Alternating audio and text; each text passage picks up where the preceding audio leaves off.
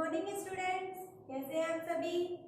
आज हम आपकी पाठ्य पुस्तक हिंदी आराध्या से पाठ 6 आत्मशलाघा पराजय का कारण यह पढ़ेंगे। अब आत्मशलाघा क्या होता है? यह उसको कहते हैं जो अपनी प्रशंसा, अपनी बड़ाई खुद करता है, जो उसको क्या बोलते हैं हम? आत्मशलाघा। जो क्या होता है, जब कोई छोटे से छोटा व्यक्ति या बड़े से बड़ा व्यक्ति अपनी प्रशंसा खुद करने लगता है तो वह क्या होता है? पतन की ओर जाता है। उसकी पराजय अवश्य होती है क्योंकि वह खुद ही अपनी प्रशंसा किए जाता है। तो इसमें बताया गया है कि जब महाभारत के युद्ध के समय की बात है, जब कौरवों के पक्ष में भीष्म, द्रोण और महारथी की वीरगति हो चुकी थी।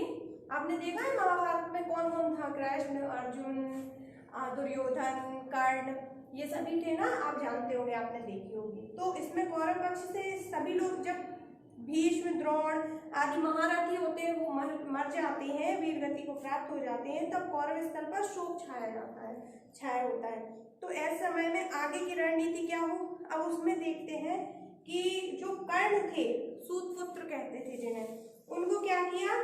एक दुर्योधन ने मृदाधिपति शल्य के कर्ण का क्या कर दिया? रथ की बागडोर संभालने के लिए प्रार्थना की। प्रथम ने शल्य कर्ण को सूतपुत्र समझकर इस कार्य से क्या कर रहे थे? झिझक रहे थे कि उनको उनके रथ का क्या बना दिया? सारथी बना दिया। किंतु दुर्योधन के आग्रह करने पर कर्ण का सारथी बनना क्या हो गया? स्वीकार कर लिया उन्होंने। अब फिर आगे क्या हुआ कि जब परस्पर वार्ता कर्ण से हुई तो कर्ण अपने पराक्रम और शौर्य का क्या करने लगा? आत्मशलाघा, मतलब बड़ाई करने लगा कि वह अस्त्र शस्त्र चलाने में क्या है? निपुण है, बढ़ चढ़कर अपना बखान करने लगा। तो ऐसे में श्री कृष्ण तथा अर्जुन को पराजित करने की भी बात करने लगा। तो तब महाराज शल्य ने यह बात उनको अच्छी नहीं लगी, तो उन्होंने क्या बोला कि वह बोलने लगे कि यह तुम अपनी बड़ाई खुद क्यों कर रहे हो? उन्होंने बोला कि चलो मैं एक तुम्हें कहानी सुनाता हूँ, जो सुनकर उसके बाद में जो तुम्हें ठीक लगेगा वह तुम कर सकते हो। इसके बाद में उन्होंने क्या कहानी सुनाई कि प्राचीन काल की बहुत पुरानी बात है। एक धर्मात्मा राजा के समुद्र तट पर स्थित एक राज्य में एक समृद्ध वैश्य, मतलब क्या होता है? व्यापारी, है ना। तो एक व्यापारी रहता था। तो वह गुणवान, धनवान और दयालु था। तो उसके क्या थे? 4-5 पुत्र थे उसके, मतलब उसके कई पुत्र थे जो बाल्यावस्था के ही थे, छोटे छोटे थे। उन्होंने वह जब भोजन करते थे तो वह अपना जूठन क्या करते थे? एक कौवे को खिलाते थे। तो वह कौवा उनका जूठन क्या करता था? खाता था, बड़े प्रेम से खाता था। जूठन खा कर वह उनका पाला हुआ कौवा धीरे धीरे खूब हष्ट पुष्ट हो गया। स्वयं को देखकर वह क्या हुआ? उसको बहुत घमंड आने लगा। किसको? कौवे को। वह घमंड करने लगा कि वह और दूसरे कौवों से श्रेष्ठ है, दूसरे पक्षियों से श्रेष्ठ है। इसके बाद में एक दिन उस तट पर मानसरोवर के निवासी कुछ श्रेष्ठ राजहंस वहां पर क्या हो गए? उड़ते उड़ते आ गए। अब उड़ते उड़ते हंस आए तो उसने हंसों को देखकर क्या किया कि वह उनके पास पहुंचा और अपनी बड़ाई करने लगा। वह कहने लगा कि तुमसे बलवान मैं हूँ और तुम्हारे आगे मेरी क्या है? कोई बराबरी नहीं कर सकता। तुम्हारे सामने ये हंस कुछ भी। कौन बोला? उनसे पहले पांडवों के बालक, उसके क्या बोले? व्यापारी के बालक बोले। तो वह क्या हुआ? और घमंड में आ गया।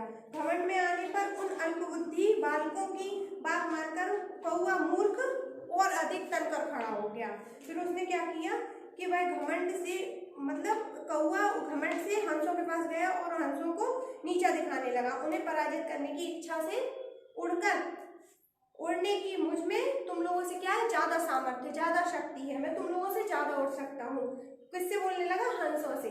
और श्रेष्ठ जिन हंसों में श्रेष्ठ हंस दिखाई दे रहा था उनमें उनसे भी अधिकतर दूर तक दौड़ सकता हूँ, क्योंकि मैं दौड़ने की या उड़ने की कम से कम 101 कलाएं जानता हूँ, वह बोलने लगा। तो वह क्या बोलता है कि 101 कलाएं जानता हूँ, विश्वास ना हो तो मेरे साथ प्रतिस्पर्धा कर लो। प्रतिस्पर्धा मतलब क्या होता है? प्रतियोगिता कर लो। तो हंस हंसने लगा, मतलब हंस ने कहा। इस पर विनयस्पन हंसराज ने कहा, हे काग, अवश्य ही तुम उड़ने की 101 कलाएं जानते हो, पर मैं तो सिर्फ एक ही उड़ान जानता हूँ, जिस उड़ान से सारे पक्षी उड़ते हैं। इसके बाद में तुम चाहे जिस भी उड़ान से उड़ो, मैं उड़ने के लिए तैयार हूँ। उस कौवे के साथ अन्य कौवे भी सुनकर हंस का उपहास करने लगे, मतलब हंस पे क्या हुआ, हंसने लगे। तो फिर क्या हुआ, उन दोनों की प्रतिस्पर्धा हुई, हंस और कौवे की। दोनों दौड़े। उधर हंस धीमी गति से अपनी एक ही चाल से दौड़ता रहा और कौवा क्या किया, अपनी कलाबाजियां दिखाने लगा, उड़ने की अनेक अनेक कलाएं दिखाने लगा, जिससे वह क्या हो गया, थक गया और उसकी क्या हो गई, उड़ने की क्षमता धीमी हो गई। और हंस क्या हुआ, अपनी एक ही क्षमता से वह धीमे धीमे धीमे धीमे मंद गति से उड़ता रहा। उसे थकान का अनुभव किसको होने लगा, कौवे को होने लगा। वह समुद्र के मध्य बीच में पहुंच गया उड़ते उड़ते। अब बीच में पहुंच गया तो उसको क्या हुआ, कुछ दिखाई नहीं दे रहा था कि वह किस पर विश्राम करे, कहाँ बैठे।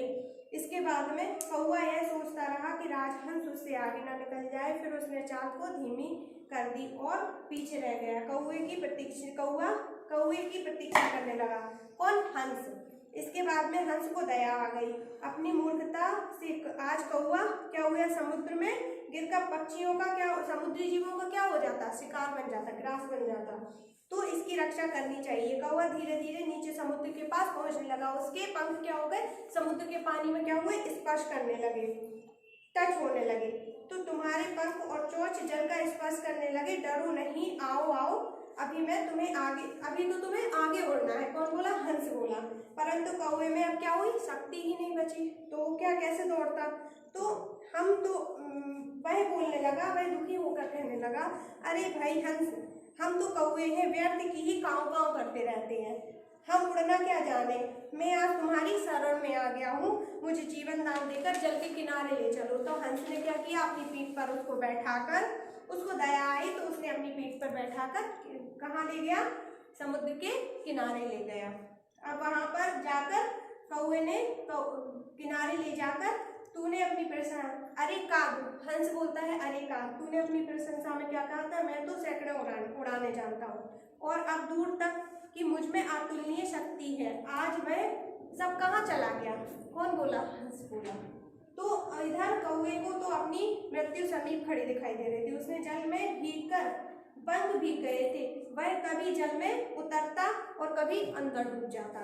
तो हंस ने क्या किया, उसको बचा लिया। अब वह क्या कहता है, उस समय हंस से प्रार्थना करते हुए वह बोला, भाई हंस, मैं जूठन खाकर घमंड में आ गया हूँ, इसलिए मैं सभी पक्षियों का तिरस्कार करके स्वयं को सबसे क्या समझने लगा, बलशाली, अधिक बलशाली समझने लगा। उसकी मूर्खता में मैंने आपसे भी होड़ कर ली, इसी मूर्खता में। तो अब क्या किया उसने कि झूठी प्रशंसा नहीं करूंगा, जिसका परिणाम मुझे आज दिखाई दे रहा है। आप मेरी रक्षा करें, मैं आपकी शरण में हूँ। कौवे की ऐसी दीन दशा देखकर आज हंस ने उसको क्या किया, जीवन दान दे दिया। अब क्या हुआ, उसके बाद में हंस को कौवे की पीठ पर से उतारकर क्या किया, समझा बुझाकर अविष्ट स्थान पर छोड़ दिया।